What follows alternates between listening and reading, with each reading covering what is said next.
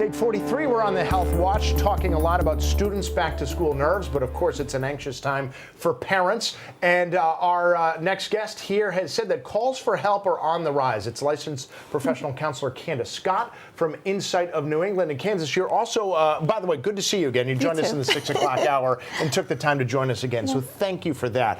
You also wanted to mention that you've started another program to sort of mentor people called the SURE program. Please tell us about that. So we're going to be mentoring children and families, and also workshops around anti-racism and trafficking and keeping kids safe. And experiencing racism, bullying, things at school, that's just one of the many things that you're seeing parents being more anxious about than in years past. What can you tell parents out there who might be worried about that at their school? To definitely stay in contact with your school, to make sure that you're visiting your school, you're finding people who are safe people who can help you when you're having difficulties in the school, and getting advocates. And also always feel free to call for therapy.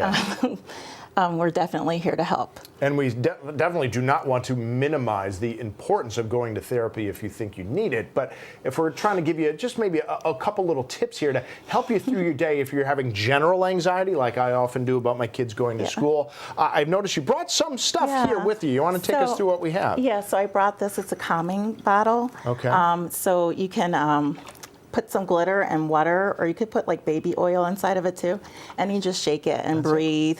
And I have my little Sure stickers on here. I like it. I like it. And then you can make stress balls with a balloon and beans. And I also fill these with sand sometimes too. And the funny thing is that we make these a lot. So these are all fun things that you can do with Insight of New England. We make these a lot, and the parents really, the parents really enjoy these. It's very helpful when you're going through a lot of stress as a parent. And these can be really nice for kids to take to school with them too. I imagine so, As long as they're not throwing them or doing anything obnoxious. That's probably why maybe beans might be a little better for sand in my house, because of the tiny pinprick and sand's everywhere. And you can draw little pictures on it too. I like it. I like the little happy face, right? You had mentioned to me as we finished up the last segment that you could maybe spend a couple minutes to go through a little visualization technique to hopefully reduce anxiety. Please, I need it as much as anybody. Take us through that if you could. So Tim, if you can find a place where you feel happy and calm and safe, you can share it if you want to. The beach? How about the beach? The beach is a popular spot.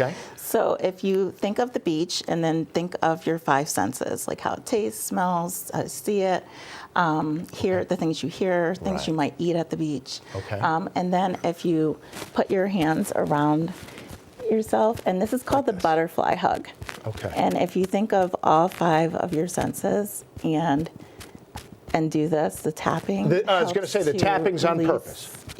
So what does that do again? I'm sorry. So it helps to calm you down. As you keep tapping and visualizing and imagining that you're at the beach.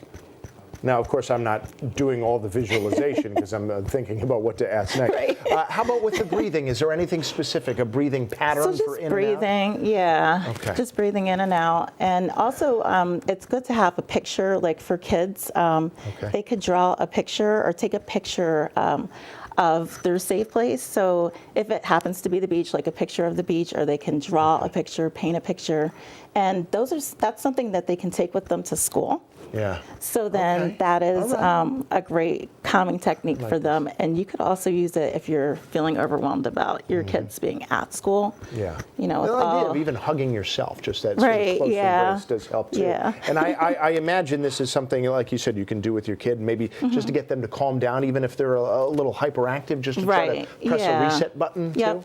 And it's called the butterfly hug, but you can call it whatever you want. So kids come up with their own names for what this means. And you can also, like, it's called EFT. You can tap on your head, tap above your eye, tap.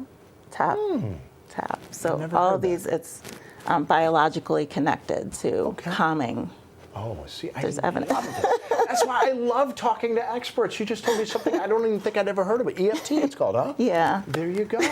Just try that, just a little something. Again, no good substitute if you think you need to talk to a therapist like Candyce and her professionals at Inside of New England, but that's a little something that maybe it can help you get through your day, through that tough time when you're getting kids to the bus stop for the first time. Thank you so much for joining us twice this morning. Thank you so much for having me. It's been really informative. We're really happy you took the time to join us, Candyce. Thank you.